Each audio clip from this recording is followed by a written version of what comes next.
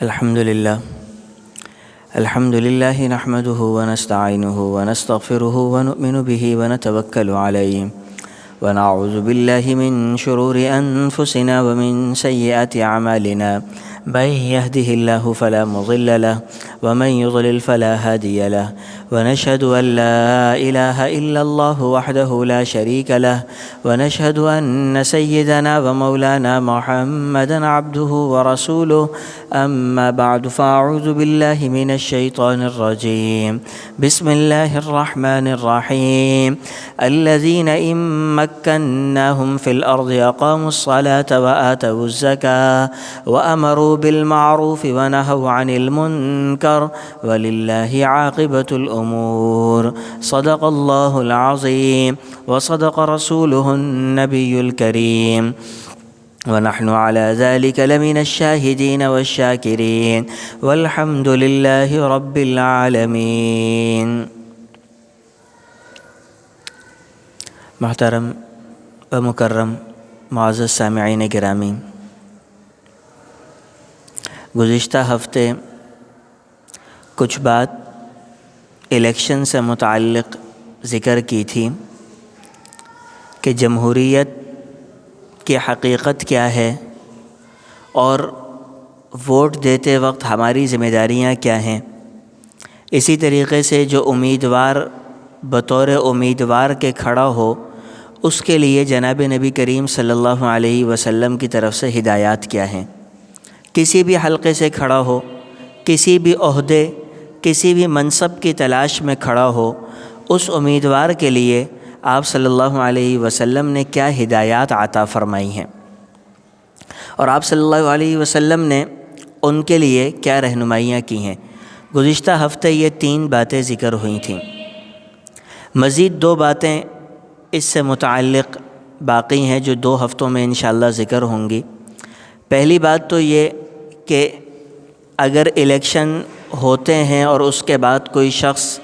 کسی بھی علاقے کا ذمہ دار منتخب ہوتا ہے، حاکم منتخب ہوتا ہے، تو اس کی ذمہ داریاں کیا ہیں. چاہے وہ ایک صوبے کی حکومت اس کی ہو، چاہے ملک کی حکومت اس کی ہو، چاہے شہر کی بنیاد پہ اختیارات اس کے پاس ہوں. جو اختیارات اللہ نے اسے دیے ہیں، ان اختیارات کے اندر اس کی ذمہ داری کیا ہے اور اس کا کیا کام اور کیا طریقہ کار ہونا چاہیے. اور اس کے بعد آخری جو بات بچ جائے گی وہ یہ ہے کہ حاکم کی ذمہ داریاں کیا ہیں، یہ تو انشاءاللہ اس ہفتے میں بیان ہوگا. عوام کی ذمہ داریاں بھی کیا ہیں. جب ایک شخص کو حاکم منتخب کر لیا جاتا ہے تو بحیثیت عوام کیا جناب نبی کریم صلی اللہ علیہ وسلم نے بحیثیت رعایا جناب نبی کریم صلی اللہ علیہ وسلم نے ہمارے لیے بھی کچھ ہدایات دی ہیں یا نہیں دی ہیں. اس پہلو کو بھی مد نظر رکھنا چاہیے. نہ صرف اس پہلو کو دیکھنا چاہیے کہ حاکم کی ذمہ داریاں کیا ہیں. میں نے یہ بات کئی دفعہ عرض کی ہے اور بارہا عرض کرنی بھی چاہیے کہ پوری دنیا کے اندر جتنے بھی نظام رائج ہیں یا جتنے بھی نظام ماضی میں رائج رہے ہیں، اگر ان سارے نظاموں کو اٹھا کر دیکھ لیا جائے تو یہ نظام انسان کو اس کے حقوق بتلاتے اور سکھلاتے ہیں، اس کی ذمہ داریاں کم سکھلاتے ہیں. وہ انسان کو یہ سکھلاتے ہیں کہ جی تمہارے حقوق یہ ہیں، پر تمہاری لائبلٹیز کیا ہیں، رسپانسبلٹی کیا ہے، اس سے وہ تہیہ دامن رہتے ہیں، صرف نظر کرتے ہیں. مثلا آپ کسی بھی قسم کی تحریک کو اٹھا کر دیکھ لیں، آپ لیبر یونین کے پاس چلے جائیں تو لیبر یونین یہ تو جانتی ہے کہ لیبر کے حقوق کیا ہیں، مگر وہ یہ جانتی نہیں ہے کہ لیبر کی ذمہ داریاں کیا ہیں. یہی حال آپ اگر اساتذہ کی یونین کو جا کر دیکھ لیں، وہ یہ تو جانتے ہیں کہ ہمارے حقوق کیا ہیں، مگر یہ نہیں جانتے کہ ایک سرکاری استاد کی ذمہ داری کیا ہے، اس نے اسکول میں کس طرح پڑھانا ہے، بچے کو کیا ڈیلیور کرنا ہے، کیا نہیں کرنا. یہی حال آپ کسی اسپتال میں چلے جائیں، وہاں آپ ڈاکٹر کو دیکھیں تو اس نے بڑے بڑے پینافلیکس لگائے ہوئے ہوں گے، اشتہار لگائے ہوئے ہوں گے کہ جی اگر ڈاکٹر سے سوال بھی کیا تو آپ کے اوپر کیس بن جائے گا، ویڈیو بنائی تو بھی کیس ہو جائے گا. صحافیوں تک کو اجازت نہیں ہوتی، باقاعدہ اصول منظور شدہ ہے، لیکن ڈاکٹر کو یہ معلوم ہے کہ اس کی ذمہ داری کیا ہے. وہ تڑپتے ہوئے پیشنٹ سے جب تک پیسہ وصول نہ کر لے اس وقت تک اس کے دل کے اندر یہ خیال نہیں آتا کہ اس کو دیکھ لوں۔ یہی آپ فیمنزم کی تحریک دیکھ لیں، عورتوں کو یہ سکھایا گیا کہ جی تمہارے حقوق کیا ہیں، تمہارے حقوق کیا ہیں، اور اس کے مقابل انڈیا کے اندر اب یہ صورتحال بھی ہو چکی ہے کہ مردوں کے حقوق کی تحریک بھی شروع ہو چکی ہے۔ لیکن اس کے برعکس اسلام وہ دین ہے جو یہ سکھاتا ہے کہ تمہاری ذمہ داریاں کیا ہیں۔ یہ نہیں سکھاتا کہ تم واویلا کرنا شروع کر دو، شور مچانا شروع کر دو کہ جی میرے حقوق میرے حقوق میرے حقوق، خود اپنی ذمہ داریاں ادا نہ کرے۔ اگر معاشرے کے اندر یہ فضا بن جائے، کوئی بھی اپنی ذمہ داری ادا کرنا چھوڑ دے اور سب بیٹھ کر حقوق کا مطالبہ کرنے لگ جائیں، تو معاشرے کا کیا نتیجہ نکلے گا یہ ہر عقل مند کے سامنے واضح ہے۔ لیکن اگر اس کے برعکس اسلامی اصول پر ہم عمل شروع کر دیں، ہر شخص اپنی ذمہ داری ادا کرے، باپ اپنی ذمہ داری ادا کرے، شوہر اپنی ذمہ داری ادا کرے، حاکم وقت اپنی ذمہ داری ادا کرے، استاد اپنی ذمہ داری ادا کرے، بیٹا اپنی ذمہ داری ادا کرے، بیوی اپنی ذمہ داری ادا کرے، رعایا اپنی ذمہ داری ادا کرے، تو آپ دیکھیں ایک خوبصورت ماحول بنا ہوا ہوگا۔ باپ کو یہ فکر ہوگی کہ میں بچے کو کس طرح راحت پہنچا سکتا ہوں، اور بچے کے دل میں یہ فکر ہوگی کہ میں ابا کا بوجھ کتنا کم کر سکتا ہوں۔ آپ ایک لمحے کے لیے اس اگر ماحول کا تصور کریں تو لگتا ہے کتنی راحت ہوگی۔ شوہر کو یہ فکر ہوگی کہ میں بیوی کی کتنی خیال رکھ سکتا ہوں، اور بیوی کو یہ فکر ہوگی کہ میں شوہر کے لیے کیا کر سکتی ہوں۔ جب یہ ماحول بن جاتا ہے تو اس کے بعد خود بخود مسائل کم ہو جاتے ہیں۔ تو دین اسلام کی تعلیمات ایک طرفہ نہیں ہیں، یہ بات سمجھنی چاہیے کہ دین اسلام کی تعلیمات یہ ہیں کہ ہر ذمہ دار اپنی ذمہ داری کو ادا کرے۔ اب اس کے بعد یہ پہلو باقی رہ جاتا ہے کہ اگر دوسرا شخص پھر بھی ظلم کرے تو دین اسلام پھر بھی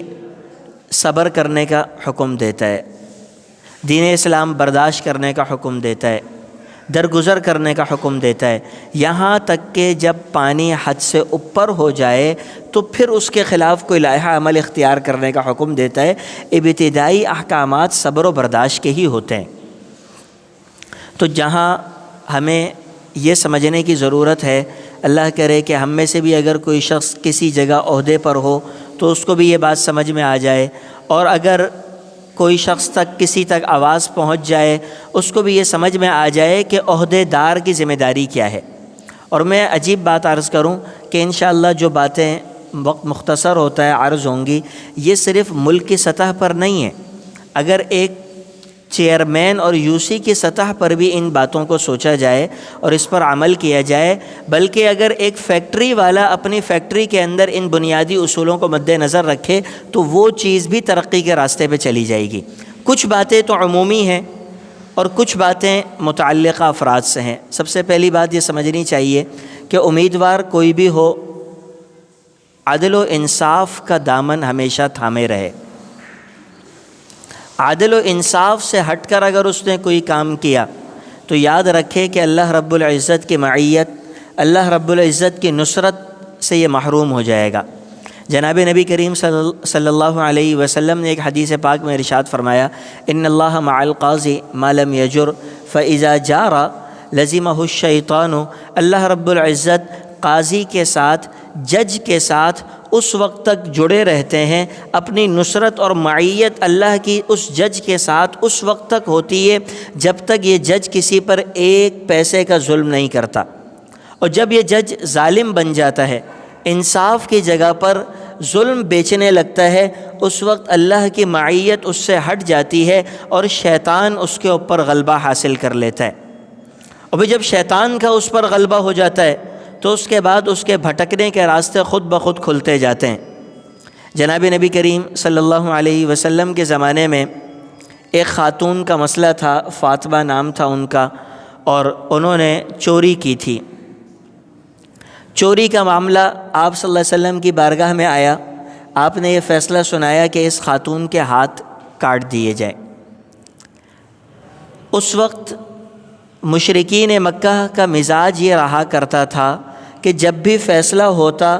تو امیر کے اوپر کوئی فیصلہ نافذ نہیں کیا جاتا، بلکہ اس سے دیت، فدیہ، اس سے رقم وصول کر لی جاتی۔ اور اس کے مقابلے میں اگر غریب نے ظلم کیا ہوتا، غریب چور ہوتا، تو اس کے اوپر سزا کو نافذ کر دیا جاتا۔ امیر سے سزا کو کسی بہانے سے ہٹا کر جرمانے کی طرف کر دیا جاتا، اس کی جان، اس کے اعضاء، اس کی چیزوں کی حفاظت کی جاتی، اور غریب پر ظلم ہوتا۔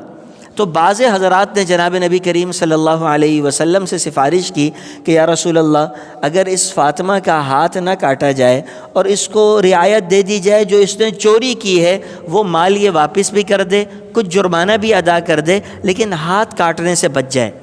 آپ صلی اللہ علیہ وسلم نے ارشاد فرمایا کہ لو ان فاطمہ بنت محمد سرقت، اگر فاطمہ بنت محمد نے بھی چوری کی ہوتی تو میں آج اس کا بھی ہاتھ کاٹ دیتا۔ تم سے پہلے کی قومیں صرف اس لیے تباہ ہو گئیں کہ ان کے یہاں عدل و انصاف کا پیمانہ ایک نہیں تھا، ان کے یہاں عدل کا طریقہ کار ایک نہیں تھا۔ وہ غریب کے اوپر ظلم کرتے تھے، امیر کے لیے ان کے یہاں الگ قانون ہوا کرتا تھا، اس وجہ سے اس سے پہلے کی قومیں تباہ ہو گئیں۔ تو جو بھی شخص حکومت یا اقتدار کو حاصل کرنے میں کامیاب ہو جائے، اس کے لیے یہ ضروری ہے کہ عدل و انصاف کو برقرار رکھے۔ اسی طریقے سے آپ صلی اللہ علیہ وسلم نے حاکم وقت کو رعایا کی خیال رکھنے اور ان کی خبر گیری کا بھی حکم دیا۔ حضرت معاویہ رضی اللہ تعالیٰ عنہ کی حکومت کا زمانہ تھا۔ حضرت معاویہ کے دور میں حکومت بہت پھیل چکی تھی۔ حضرت عمر کے دور میں 22 لاکھ مربع میل پر تھی، اور حضرت معاویہ کے دور میں 44 لاکھ مربع میل تک حکومت پھیل چکی تھی۔ حکومت کے پھیلنے کی وجہ سے انتظامی معاملات بھی بڑھ چکے تھے۔ تو حضرت معاویہ رضی اللہ تعالی عنہ کو ایک صحابی رسول نے ایک حدیث سنائی، عرض کیا کہ میں نے رسول اللہ صلی اللہ علیہ وسلم سے سنا ہے کہ کوئی بھی حاکم وقت اگر اپنے گھر کا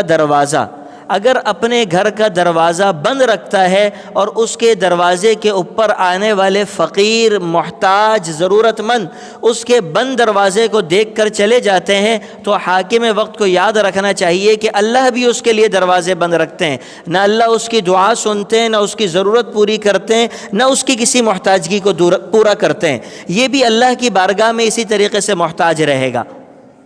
یہ حاکم وقت کی ذمہ داری ہے کہ اس کے دروازے کھلے رہیں۔ یہ اس کے اوپر ذمہ داری عائد ہوتی ہے کہ وہ اپنے دروازے کھول کر رکھے، جو آنا چاہے اس تک آ سکے۔ حضرت معاویہ رضی اللہ تعالیٰ عنہ نے جب یہ حدیث سنی تو اس کے بعد آپ نے ایک شخص کو مقرر کیا ہوا تھا جو دروازے پر کھڑا رہتا، کوئی بھی شخص آ جاتا تو اس کے معاملات سن کر حضرت معاویہ تک اس کو پہنچاتا۔ آپ صلی اللہ علیہ وسلم خود بھی غریبوں کا خیال رکھا کرتے تھے، خود آپ ان کی خبر گیری کیا کرتے تھے۔ ایک دفعہ غزوہ حنین سے آپ صلی اللہ علیہ وسلم واپس تشریف لا رہے تھے۔ حنین سے واپسی کا سفر چل رہا تھا، مکہ مکرمہ فتح ہو چکا، اور مکہ کی فتح کے بعد سن 8 ہجری میں حضور نے غزوہ حنین کی طرف سفر کیا۔ حنین سے واپسی آ رہے ہیں، راستے کے اندر کچھ بدو دیہاتی صحابی تھے، نئے نئے اسلام قبول کیا تھا، اسلام کے آداب سے واقف نہیں تھے۔ جناب نبی کریم صلی اللہ علیہ وسلم کو دیکھ کر آپ کے قریب ہوتے گئے اور آپ کی چادر سے چمٹنے اور لپٹنے کی کوشش کی۔ مطالبہ یہ تھا کہ حضور ہمیں کچھ مال غنیمت مل جائے، کچھ چیز ہمیں مل جائے، اور اس چیز کو مد نظر رکھتے ہوئے وہ آپ صلی اللہ علیہ وسلم کے قریب ہوتے جا رہے تھے، یہاں تک کہ آپ صلی اللہ علیہ وسلم پیچھے ہٹتے ہٹتے ایک ببول کا کانٹے والا درخت موجود تھا، آپ اس کے قریب پہنچ گئے،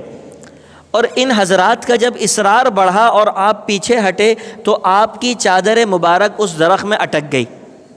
ان دیہاتی تھے، بدو صحابی تو تھے، علم نہیں تھا، انہوں نے وہ چادر پکڑ کے کھینچ لی۔ حضور کی چادر اپنے ہاتھ میں، حضور بغیر چادر کے، کندھے کی جو چادر ہے وہ چادر ان کے ہاتھ میں، حضور بغیر چادر کے کھڑے میں۔ آپ نے ارشاد فرمایا آتونی ردائی، میری چادر مجھے واپس کر دو، اگر میرے پاس کچھ مال و دولت ہوتا، اس جگہ کے اوپر جتنے کنکر پڑے ہوئے ہیں اگر میرے پاس اس تعداد میں بکریاں ہوتی تو سب کی سب تمہیں دے دیتا، تم مجھے کبھی بخیل، کبھی جھوٹا، کبھی مجھے بزدل نہیں پاؤ گے، میرے پاس ہے نہیں ورنہ میں تمہارے اوپر لٹا دیتا۔ یہ ہے غریبوں کا خیال، غریبوں کا درد دل کے اندر، یہ درد نہیں ہے کہ آپ صلی اللہ علیہ وسلم کے خیال میں یہ ہوتا کہ جو مال غنیمت مل جائے گا میں جمع کر لوں، بلکہ خیال یہ ہے کہ اگر کچھ میرے پاس ہوتا تو میں سارا کا سارا تم پر لٹا دیتا، بس قسمت یہ ہے کہ میرے پاس ابھی مال نہیں ہے، مجھے تھوڑی مہلت دے دو، میرے پاس مال آ جائے پھر یہ سب تم پر لٹا دیا جائے گا۔ اور نہ صرف یہ کہ ان کا خیال رکھنے کی ضرورت ہے، بلکہ جو حاکم ہو اس کی یہ بھی ذمہ داری بنتی ہے کہ اپنے ماتحت ایسے افراد کو مقرر کرے جو اہل ہوں، باصلاحیت ہوں، جن میں ڈیلیور کرنے کی صلاحیت ہو، صرف عہدے پر بیٹھنے کے امیدوار نہ ہوں، صرف ان کے دماغ میں یہ نہ ہو کہ سرکار کی تنخواہ ملتی رہے اور اس کے بعد عیاشیاں کرتے رہیں گے، سرکار کا پیٹرول، سرکار کی گاڑی اور تھوڑا بہت پروٹوکول ملتا رہے، اس کے بعد عیاشی کرتے رہیں گے، بلکہ یہ حاکم وقت کی ذمہ داری ہے کہ اہل افراد کو اوپر تک لے کر آئے، اور جب یہ اہل افراد کو اوپر لائیں گے تبھی نظام بہتر ہوتا ہے۔ آپ صلی اللہ علیہ وسلم سے آپ کے ایک بڑے جلیل القدر صحابی سیدنا ابو ذر رضی اللہ تعالی عنہ نے، بہت ہی صوفی، نہایت بزرگ قسم کے صحابی تھے، اتنے زیادہ صوفی تھے کہ سیدنا ابو ذر رضی اللہ تعالی عنہ اگر رات کچھ کھانا بچ جاتا تو آپ رکھتے نہیں تھے، اس کو رکھنا جائز نہیں سمجھتے تھے۔ ابو ذر رضی اللہ تعالی عنہ کا مزاج یہ تھا کہ اگر کچھ کھانے کے بعد بچ جائے تو اگلے دن کے لیے جمع کرنا درست نہیں ہے، اب سارا تقسیم کر دیتے، اگلے دن کا تصور ابو ذر کے یہاں نہیں تھا۔ اتنے زبردست صوفی قسم کے صحابی حضور صلی اللہ علیہ وسلم سے عرض کہ یا رسول اللہ الا تستعملونی، آپ مجھے کہیں گورنر لگا دیں، کوئی سرکاری عہدہ مجھے دے دیں، میں وہ سرکاری اس پہ کام کر لوں گا۔ آپ علیہ الصلوۃ والسلام نے ارشاد فرمایا ابو ذر نہیں، صحابی ہیں، ہم میں سے ہر ایک سے افضل ہیں، ہم ان کے جوتے کی خاک کے برابر نہیں ہیں، لیکن حضور سے کہا حضور عہدہ دے دیں، آپ نے فرمایا نہیں، عہدہ نہیں، آپ نے فرمایا عہدہ نہیں ملے گا۔ ہاں پھر حضرت ابو ذر سے ارشاد فرمایا کہ انہا امانہ و انہا لخزی و ندامہ یوم القیامہ الا من اخذها بحقها، یا ابو ذر یاد رکھو کہ یہ عہدہ نہیں ہے، گلے کا پھندا ہے، ذلت و رسوائی کا پھندا ہے، یہ عہدہ کوئی مزے کی چیز نہیں ہے۔ جو ذہن میں رکھا ہوا ہے کہ عہدہ مل جائے گا بڑے مزے ہو جائیں گے، یاد رکھنا چاہیے کہ یہ عہدہ مزہ نہیں ہے، عہدہ ذلت و رسوائی کا پھندا ہے۔ الا من اخذها بحقها، سوائے اس شخص کے جو عہدے کے حقوق ادا کر سکے۔ وہ اسمبلی کا امیدوار، وہ قومی اسمبلی کا امیدوار جو ان دنوں میں لوگوں سے ملاقات کر سکتا ہے، بعد میں بھی کر سکے، وہ صوبائی اسمبلی کا امیدوار جو ابھی آفس کھول کر بیٹھا ہوا ہے، بعد میں بھی آفس کو کھول کر لوگوں کے حاجات کو سن سکے۔ یہ نہ ہو کہ انتخابات کے بعد اس دنیا میں دکھائی نہ دے، کسی اور دنیا میں منتقل ہو چکے، 4-5 سال کے بعد ملاقات ہوگی کہ اچھا ہاں یہ بھی ہمارے یہاں ہوا کرتے تھے۔ مجھ سے کچھ دن قبل بھی ایک ساتھی صاحب نے سوال کیا تھا، تو میں نے ان سے یہ اس وقت بھی عرض کیا تھا کہ ہماری تو ذمہ داری یہ بنتی ہے کہ ہم ممبر و محراب سے ذمہ داریاں بتا دیں، بلا شک و شبہ یہ ہماری ذمہ داری ہے کہ ہم حدیث نبوی صلی اللہ علیہ وسلم کی روشنی میں معاملات کو واضح کر دیں، لیکن ہماری یہ ذمہ داری نہیں بنتی کہ ہم کسی بھی شخص کے بارے میں کوئی رائے دے دیں، ہر ایک کا انفرادی معاملہ ہے، لیکن عوام کی یہ ذمہ داری بنتی ہے کہ وہ اپنا حاکم منتخب کرتے وقت یہ دیکھیں کہ اس حاکم نے ہمیں کبھی کچھ دیا بھی ہے یا نہیں دیتا، یہ حاکم ڈیلیور کرنے کی صلاحیت بھی رکھتا ہے یا نہیں رکھتا۔ ہمارے نظام کا سب سے بڑا مسئلہ یہ ہے کہ ہمارے یہاں محاسبے کا کوئی تصور نہیں ہے، سالہ سال سے ایک ہی آدمی ہے، جیت بھی رہا ہے، ہم اس کو گالیاں بھی دے رہے ہیں، صرف اس بنیاد پہ جیت رہا ہے کہ ہماری برادری کا ہے، اس بنیاد پہ جیت رہا ہے کہ ہماری برادری کا آدمی ہے، اس بنیاد پہ جیت رہا ہے کہ جی بس اسی جماعت کو ووٹ دینا ہے۔ سوال یہ ہے کہ ہمیں بھی اپنے اندر شعور اجاگر کرنا چاہیے، دیکھنا چاہیے کہ ہمیں بھی کیا مل رہا ہے۔ تو میں عرض کر رہا تھا کہ کچھ حاکم کی ذمہ داریاں، تو جہاں اہل افراد کو مقرر کرنا بھی حاکم کی ذمہ داری، اسی طریقے سے حاکم کی ایک ذمہ داری یہ بھی ہے کہ اپنے ماتحت افراد کا محاسبہ بھی کرتا رہے، اس کے جو ماتحت افراد کام کر رہے ہیں ان افراد کا محاسبہ کرے، ان کی پوچھ گچھ کرے کہ یہ کام صحیح بھی کر رہے ہیں نہیں کر رہے، کیا کر رہے ہیں کیا نہیں کر رہے۔ آپ صلی اللہ علیہ وسلم کے زمانے میں آپ نے ایک شخص کو، ابن العتیبہ نام تھا، آپ نے زکوٰۃ لینے کے لیے نگران مقرر کیا، آپ نے انچارج بنا دیا۔ اس زمانے میں عامل کا لفظ استعمال ہوتا تھا، ہمارے یہاں انچارج کہہ لیں۔ آپ نے انچارج بنا دیا کہ بھئی تم اس علاقے میں چلے جاؤ اور وہاں کی زکوٰۃ جمع کر کے، اکٹھا کر کے ہمارے پاس لے کے آ جاؤ۔ ابن العتیبہ علاقے میں گئے، زکوٰۃ جمع کی۔ زکوٰۃ جمع کرنے کے بعد جناب نبی کریم صلی اللہ علیہ وسلم کی بارگاہ میں حاضر ہوئے، عرض کیا یا رسول اللہ یہ آپ کا مال ہے، مسلمانوں کا مال ہے، زکوٰۃ کا مال ہے، اور یا رسول اللہ یہ میرا مال ہے، یہ محلے کے لوگوں نے، علاقے کے لوگوں نے مجھے دیا ہے۔ آپ صلی اللہ علیہ وسلم کے چہرہ انور کا رنگ متغیر ہونے لگا۔ آپ نے ارشاد فرمایا فَهَلَّا جَلَسَ فِي بَيْتِ أَبِيهِ فَيُنظَرُ أَيُهْدَىٰ لَهُ أَمْ لَا۔ اگر تم اتنے اپنے آپ کو سمجھدار سمجھتے ہو، تمہارا خیال یہ ہے کہ لوگ تمہیں تحفہ دیتے ہیں، تمہاری ذاتی حیثیت میں لوگ تمہیں تحفہ دیتے ہیں، تو اپنے گھر میں، اپنے باپ کے گھر میں بیٹھ جاتے اور دیکھتے کہ تمہیں کوئی ہدیہ دے رہا ہے یا نہیں دے رہا۔ گزشتہ سالوں میں تمہیں کسی نے منہ نہیں لگایا، تمہیں کسی نے تحفہ نہیں دیا، آج اگر تمہیں کوئی تحفہ ملا ہے، ہدیہ ملا ہے، تو وہ تحفہ تمہیں نہیں ملا، تمہارے عہدے کو، تمہارے مرتبے کو ملا ہے۔ تم اس تحفے کو اٹھا کر تم اپنے پاس رکھنا چاہ رہے ہو،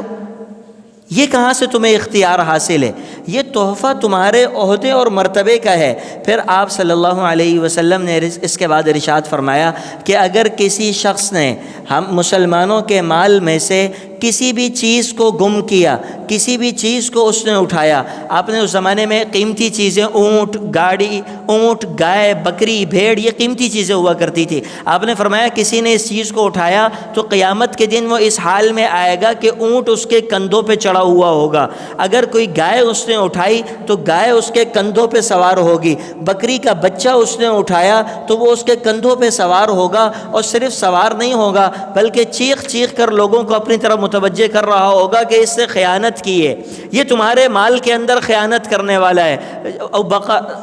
او بقرۃ لہا خوار او شاۃ تیعر، یہ بکری، یہ گائے، یہ اونٹ، یہ کندھوں پہ چڑھ کر چیخ رہے ہوں گے کہ اس نے تمہارے مال کے اندر خیانت کی ہے، اور قیامت کے دن یہ اس حال کے اندر پہنچے گا۔ اپنی رعایا کی خبر گیری کس طرح ہوتی ہے؟ آپ صلی اللہ علیہ وسلم کے عادت مبارکہ یہ تھی کہ جب آپ کسی مسلمان کا جنازہ پڑھاتے تھے تو آپ جنازہ پڑھانے سے قبل یہ پوچھ لیا کرتے تھے کہ حل علیہ دین، اس کے اوپر کوئی قرضہ تو نہیں ہے، اس کے اوپر کوئی قرضہ تو نہیں ہے۔ اگر قرضہ ہوتا تو آپ جنازہ نہیں پڑھاتے تھے، اور مسلمانوں سے فرماتے تھے کہ صلوا علی صاحبکم، اس کا جنازہ تم پڑھ لو، میں نہیں پڑھا رہا۔ ہمارے یہاں تو قرضے کو کچھ سمجھا ہی نہیں جاتا ہے، اللہ معاف فرمائے، قرضے کو مال غنیمت سمجھا جاتا ہے۔ جب تک کے لیے کسی نے غلطی سے دے دیا تو پھر دینے والا ایسا لگتا ہے جیسے وہ کل سے بھکاری بن جائے گا، ہمارے در پہ روز چکر لگاتا رہے گا اور ہم ٹالتے رہیں گے۔ نہایت بدتر صورتحال ہے، نہایت بری صورتحال ہے کہ قرضہ ہے، اس کو ادا کرنا ذمہ داری ہے، ادا کیے بغیر مر گئے تو سرکار دو عالم صلی اللہ علیہ وسلم جیسی شفیق ہستی بھی جنازہ پڑھانے سے انکار کر رہی ہے کہ جنازہ اس کا نہیں پڑھاؤں گا میں، تم ساتھی کا جنازہ خود پڑھ لو، صلو علی صاحبکم، میں نہیں پڑھ۔ یہ حال ہے۔ اور ہمارے کو کسی کا قرضہ مل جائے، کوئی ہمیں غلطی سے قرضہ دے دے تو پھر وہ بیچارہ قرضہ دینے والا ہمارا محتاج و مجبور بنا پھرتا رہتا ہے، کبھی وقت پہ قرضہ واپسی نہیں ہے، کبھی وقت کے اوپر اس کی ادائیگی نہیں ہوتی ہے۔ تو آپ صلی اللہ علیہ وسلم کے پاس جب تک مال غنیمت وافر مقدار میں نہیں تھا، مسلمانوں کی فتوحات زیادہ نہیں تھیں، تو آپ کی عادت مبارکہ یہ تھی کہ آپ صلی اللہ علیہ وسلم قرضے کے متعلق سوال فرماتے، اور اس کے بعد اگر قرضہ ہوتا تو آپ جنازہ نہیں پڑھاتے، حضرات صحابہ کرام جنازہ پڑھا لیا کرتے تھے۔ پھر ایک وقت آیا کہ مال زیادہ ہو گیا، مسلمانوں کی فتوحات ہو گئیں، آپ پھر پوچھتے کہ اگر کسی پہ قرضہ ہوتا تو آپ فرماتے اس کا قرضہ میں ادا کروں گا، اس کے بیوی بچوں کو ذمہ دار نہیں بناتے، بلکہ آپ صلی اللہ علیہ وسلم اپنے شہری کا قرضہ خود ادا کر دیا کرتے تھے کہ اس کا قرضہ میں ادا کر دوں گا، کوئی مسئلہ نہیں ہے، قرضہ بھی ادا کرتے اور اس کے بعد اس کا جنازہ بھی پڑھاتے۔ یہ ہے خبر گیری، یہ ہے لوگوں کے حقوق کا تحفظ۔ آپ صلی اللہ علیہ وسلم کی ذات گرامی جہاں کامل تھی، مکمل تھی، آپ کی اور بھی بہت سی صفات حاکم سے متعلق ہے۔ وقت مکمل ہو چکا ہے، میں اپنی بات کو یہیں ختم کرتا ہوں۔ بنیادی طور پر صرف خلاصتاً 3 باتیں عرض کر دوں کہ کوئی بھی حاکم ہو، کسی بھی ادارے کو چلانا ہو، کسی بھی جگہ کو ترقی دینی ہو، چاہے کوئی چھوٹا اسکول ہو، کوئی کمپنی ہو، کوئی فیکٹری ہو، کوئی بھی جگہ ہو، صرف 3 باتوں کو کوئی بھی شخص مد نظر رکھے گا تو اس چیز کو ترقی دے سکتا ہے، چاہے کسی حکومت کے عہدے دار ہو یا کسی اور جگہ پہ عہدہ ہو۔ سب سے پہلی بات یہ کہ امانت دار ہو، سب سے پہلی ذمہ داری یہ کہ خود امین ہو، خود چور کرپٹ قسم کا آدمی نہ ہو، امین ہو، اس کے اندر صدق پایا جاتا ہو، خود امانت دار ہو، کسی بھی جگہ پر بیٹھ جائے یہ آدمی کام کا آدمی ہے، سب سے پہلی بات۔ دوسری بات، جو اپنے ماتحت افراد کو بھرتی کرے ان میں سے اہل اور باصلاحیت افراد کو رکھے، قابلیت کی بنیاد پر رکھے، رشتہ داری کی بنیاد پر تقرر نہ کرے۔ قابلیت دیکھے کہ یہ اس آدمی کو میں اس علاقے میں رکھ رہا ہوں تو یہ علاقے والوں کو کوئی فائدہ دے گا نہیں دے گا، میں اس کو اپنی فیکٹری میں رکھ رہا ہوں تو اس کی قابلیت ہے یا نہیں ہے، قابلیت ہو تو رکھے، میں اسکول میں رکھ رہا ہوں، کالج میں رکھ رہا ہوں، کمپنی میں رکھ رہا ہوں، قابلیت ہو تو رکھے ورنہ نہیں رکھے۔ 2 بات۔ تیسری اور آخری بات یہ کہ رکھنے کے بعد اس کو آزاد نہ چھوڑ دے، شتر بے مہار کی طرح نہ چھوڑ دے، رکھنے کے بعد اس کا محاسبہ کرتا رہے، اس سے پوچھ گچھ کرتا رہے۔ یہ حضور کی ہدایات ہیں،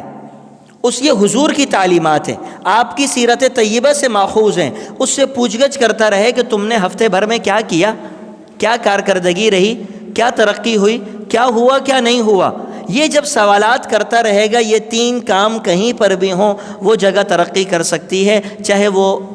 پورے ملک کی حکومت ہو، صوبے کی حکومت ہو، شہر کی بنیاد پر ہو، اپنا کوئی ادارہ ہو، کوئی بھی جگہ ہو۔ ان 3 باتوں کو مد نظر رکھنا چاہیے، اس کے بعد ترقی ممکن ہے۔ اور حاکم کی ذمہ داریاں میں نے واضح طور پہ عرض کی کہ رعایا کا مکمل ذمہ دار حاکم ہے،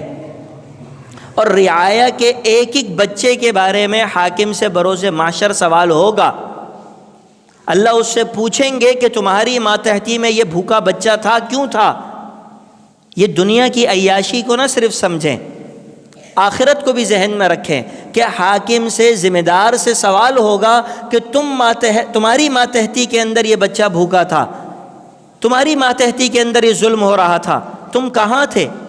تم سو رہے تھے، تمہیں احساس تک نہیں تھا۔ تو ان چیزوں کا شعور ہونا چاہیے اور ذمہ داروں کو اپنی ذمہ داریاں ادا کرنی چاہیے۔ اللہ رب العزت ہمیں عمل کرنے کی توفیق عطا فرمائے۔